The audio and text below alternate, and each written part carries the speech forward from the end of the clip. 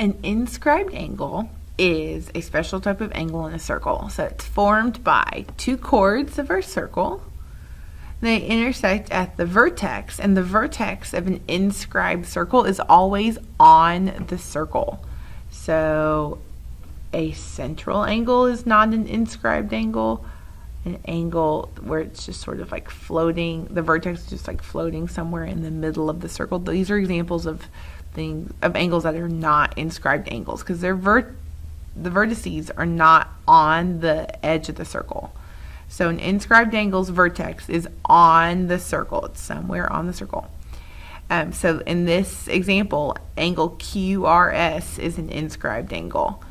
And then your angle is going to have endpoints, and this arc that's created by connecting those two endpoints is what's called the intercepted arc. So this light blue arc, so arc QS, is the intercepted arc for the inscribed angle, angle QRS.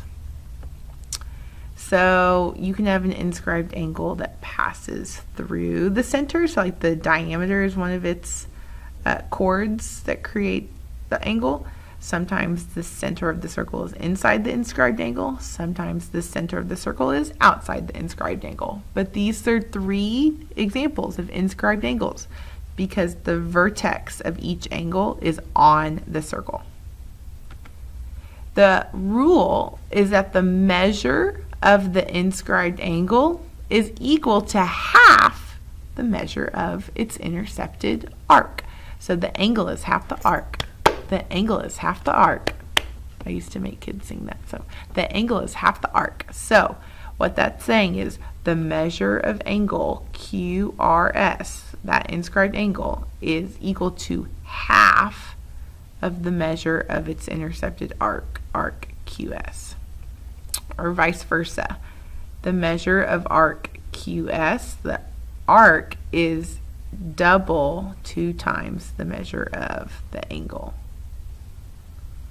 So if you have the arc, you divide it by 2 to get the angle.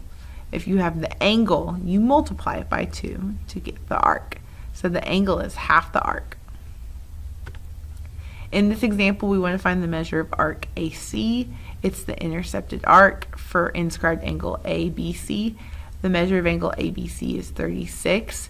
The angle is half the arc, or if you take that angle and you multiply it by 2, that will give you the measure of the arc. So the arc is bigger than the angle. So the measure of arc AC is 72 degrees. It's double the measure of the inscribed angle. So on the second example, if you think about all the way around the circle, if you add up all of these 3 arcs, arc QP, arc PM, and arc MQ, they should all add up to 360. So I'm going to add 113 and 118 together to get 231 degrees. And then I'm going to subtract that from 360 to get 129. So the measure of arc PM is 129 degrees. Well, arc PM is the intercepted arc of this inscribed angle. PQM, the vertex is point Q, it's on the circle. So this inscribed angle is half the arc. So the measure of angle PQM is half of 129, which is 64.5 degrees. So the measure of angle PQM is 64.5 degrees.